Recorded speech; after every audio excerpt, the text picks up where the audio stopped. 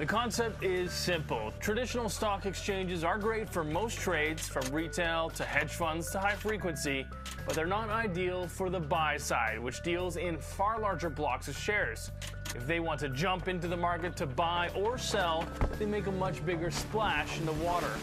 And that often means more price volatility and money lost in the process.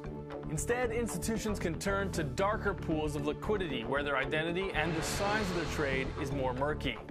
One such pool is called Liquidnet, run by founder Seth Marin.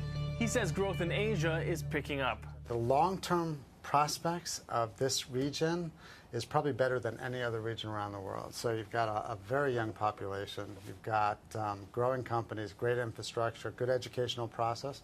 So, if you're taking a look at the long term, which our members around the world should be taking a look at, in the next 10, 15 years, this is the place to be.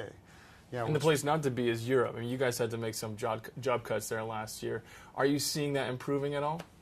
Our European business is up about 100% year over year.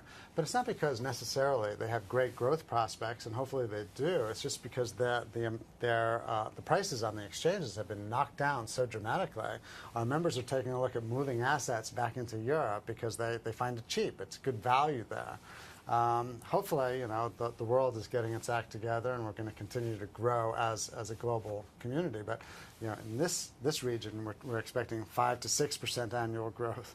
In Europe, we're expecting 0, 1%. In the United States, we're talking about 2%.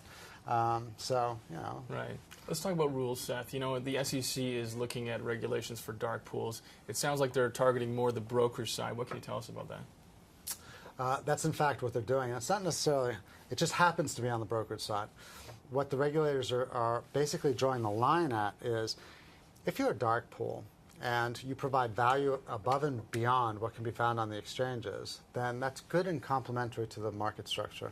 If you think about what dark pools were created to do, and that was to enhance the institutional investment Big performance. block trades, really. Big block trades, because institutions need the anonymity, they need the size. They're the wholesalers in the marketplace. Liquidnet is an institutional execution venue. Our average execution size is anywhere from 150 to 250 times that found in other dark venues. So should there be a minimum floor size then? There are two ways to handle it. The first thing that I want to make sure that I agree with the regulators around the world, if you're going to have 40 or 50 sort of shadow exchanges, if you're going to have these major brokerage firms operate, in effect, another exchange, that's not good for the pricing mechanism. That's not good for the market structure. But exchanges and these dark pools have never been good at size discovery, at creating the quantity that institutions need. So, Liquidnet performs that function. We're by far the largest average execution size around the world.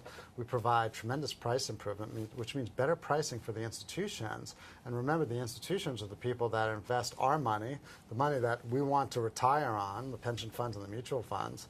And we have to understand that, the institutions, if they want to buy $10 million worth of something, they need very different tools than if you want to buy $1,500 worth.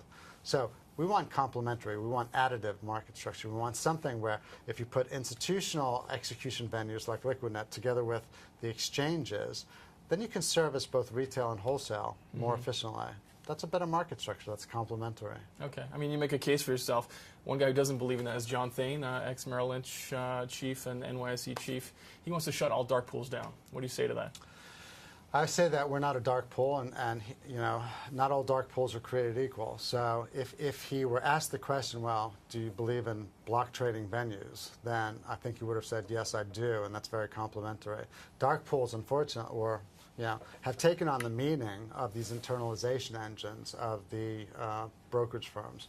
So again, you don't want anything that's going to come in between you and a degradation of the pricing mechanism, which is absolutely critical in each market.